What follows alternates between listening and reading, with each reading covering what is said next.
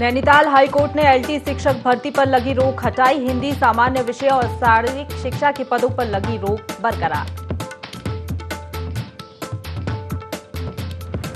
One मंत्री सुबोध उनियाल का बयान, तैनाती के दौरान देखी जाएगी कर्मचारियों की क्षमता, खराब रिकॉर्ड वालों को नहीं मिलेगी नई जगह तैनाती।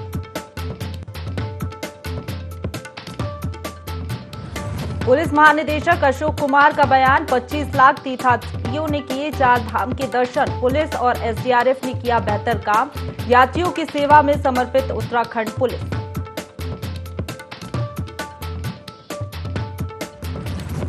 आपदा प्रबंधन विभाग द्वारा किया गया मीडिया वर्कशॉप का आयोजन। वर्कशॉप में मीडिया की भूमिका पर हुई बात, आपदा के दौरान राहत बचाव कार्य पर भी हुई चर्चा।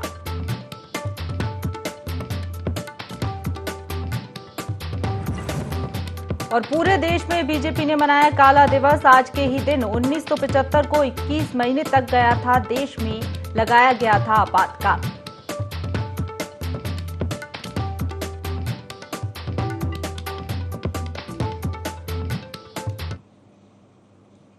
नमस्कार, देवभूमि लाइव में आप सभी का स्वागत है। आपके साथ मैं हूं प्रशंसा। उत्तराखंड के सीएम पुष्कर सिंह धामी रुद्रपुर पहुंचे, जहां उन्होंने आपातकाल के दौरान उत्पीड़न के शिकार हुए 27 सेनानियों और उनके परिजनों को सम्मानित किया।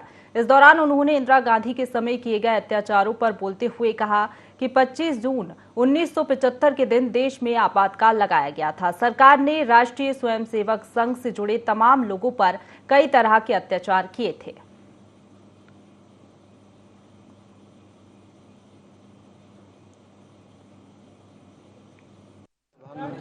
मोदी जी का बहुत धन्यवाद, बहुत उनका धन्यवाद व्यक्त करना चाहता हूँ कि प्रदेश के सभी विषयों पर, चाहे वो हमारा जीएसटी कंपनसेशन का मामला हो, चाहे हमारा एयरपोर्ट से जुड़े हुए मामले हो, बिजली परियोजनाओं की बात हो, मंदिर मानसखंड मंदिरमाला मिशन की बात हो, या तीर्थ नगरी हरिद्वार को जो है एक नए स्वरूप में विकसित करने की बात हो, सभी पर माननीय प्रधानमंत्री जी से, गृह मंत्री जी से, रक्षा मंत्री जी से सभी विषयों पर हमारे राष्ट्रीय अध्यक्ष नड्डा जी का मार्गदर्शन लिया है। सभी का सकारात्मक रूप से, और माननीय प्रधानमंत्री जी का तो उत्तराखंड के साथ एक विशेष लगाव है, और लगातार वो उत्तराखंड के बारे में स्वयं भी चिंता करते हैं कि कौन से काम कितने आगे बढ़े हैं, लगातार उनकी समीक्षा करते हैं। मैं कहूँगा कि सबका मार्गदर्शन मिला है, सबका स्नेह मिला है, और हम उसको एक ऊर्जा के रूप में बदलकर और तेजी से काम करें। उत्तराखंड के वन मंत्री सुबोध उनियाल का विभागीय तबादलों को लेकर बयान सामने आया है। वन मंत्री उनियाल ने कहा कि इस बार तबादलों में उन्हीं लोगों को नई तैनाती दी जाएगी जिनमें क्षमता होगी और पिछला रिकॉर्ड साफ होगा। उन्होंने कहा कि अगर किसी अधिकारी या कर्मचारी का रिकॉर्ड खराब है तो नई तैनाती नहीं दी जाएगी।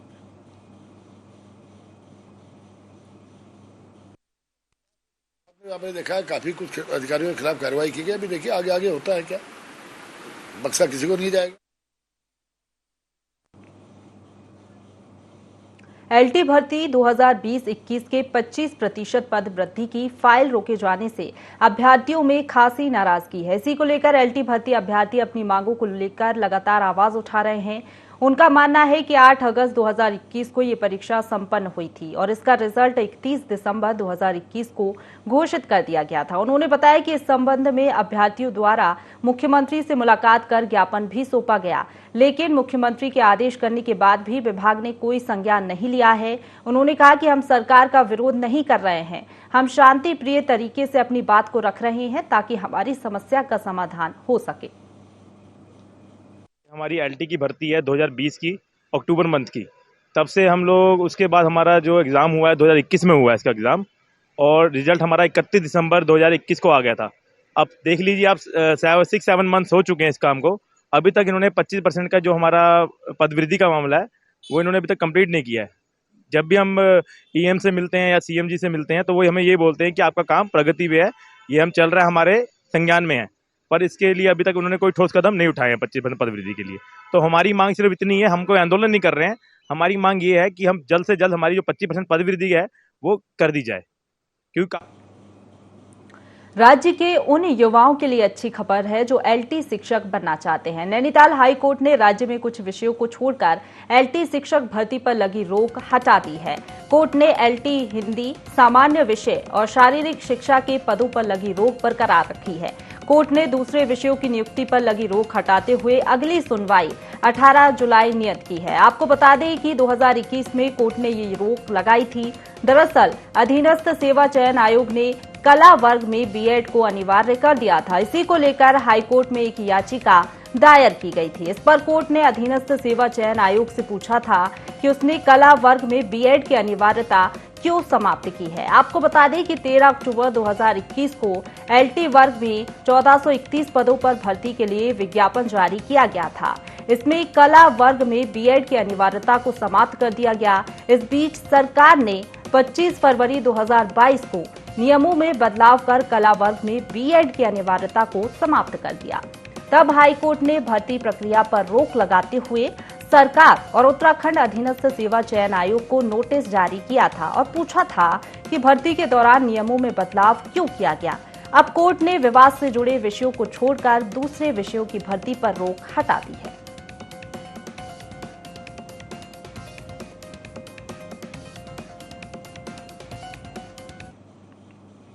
उत्तराखंड कांग्रेस के पूर्व प्रदेश अध्यक्ष प्रीतम सिंह ने जीरो टॉलरेंस पर सरकार को निशाने पर लिया है। प्रीतम सिंह ने कहा कि बर्खास्त आईएएस रामविलास यादव को लेकर सरकार की कोई उपलब्धि नहीं है। किसी व्यक्ति ने शिकायत दर्ज कराई थी, जिसके बाद विजिलेंस ने कार्रवाई की है। उन्होंने कहा कि अगर सरकार की मंशा भ्रष्टाचार मुक्त प्रदेश करने की होती तो MH 74 पर सीबीआई की जांच हो चुकी होती। साथ ही प्रीतम सिंह ने कहा कि सरकार ने लोकायुक्त को लेकर भी कोई पहल नहीं की है।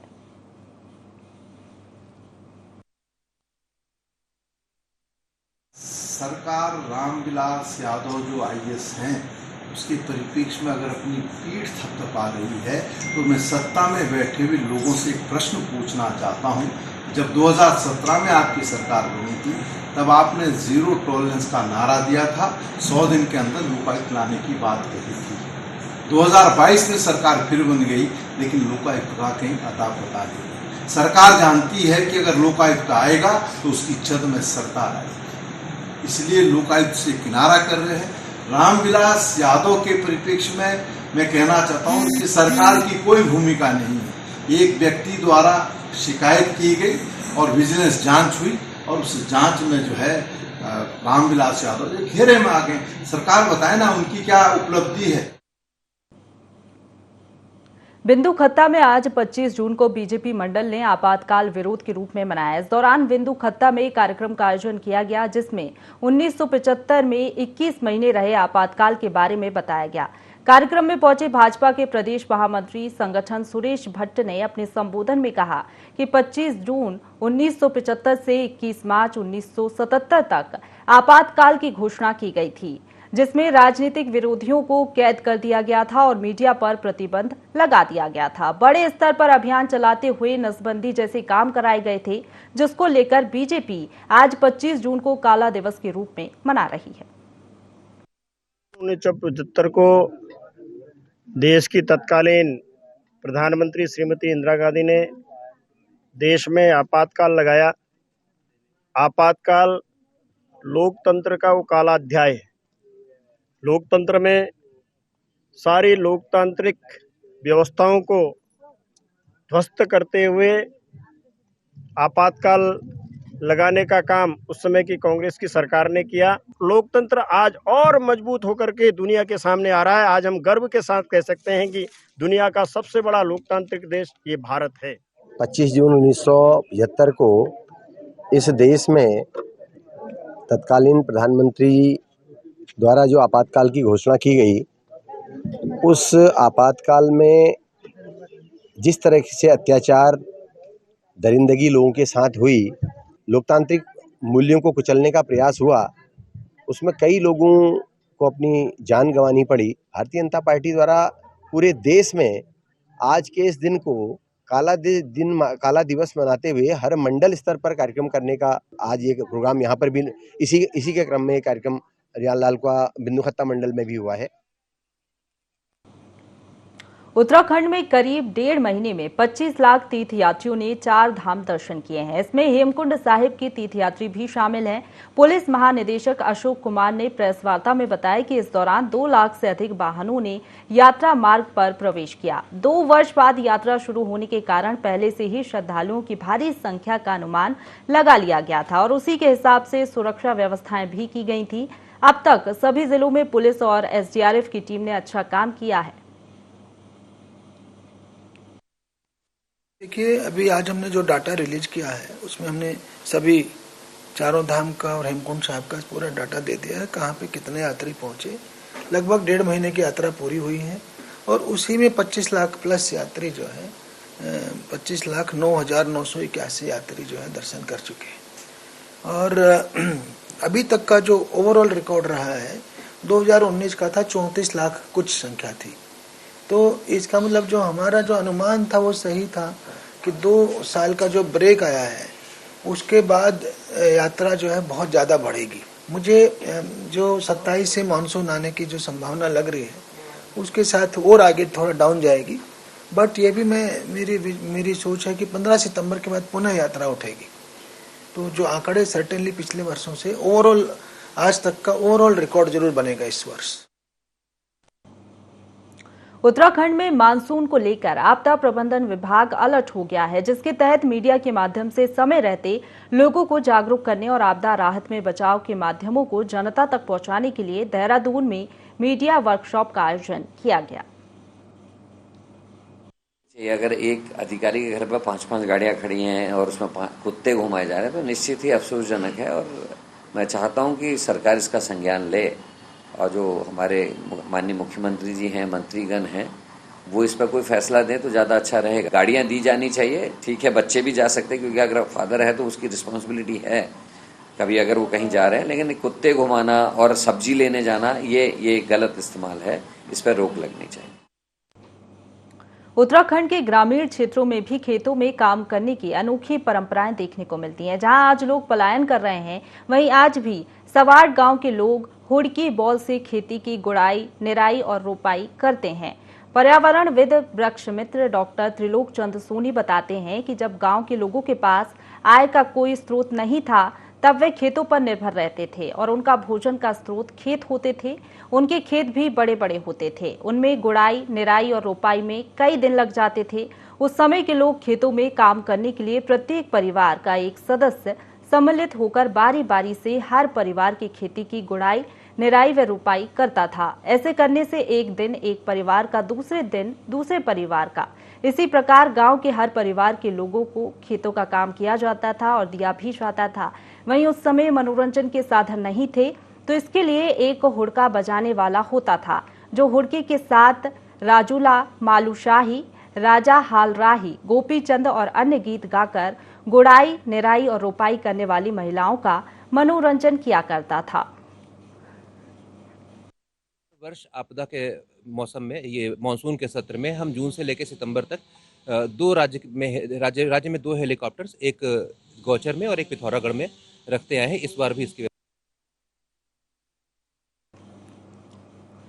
तो इसी के साथ बुलेटिन में रुक रहे हैं छोटे से ब्रेक के लिए। फौरन लौटेंगे कुछ और खबरों के साथ।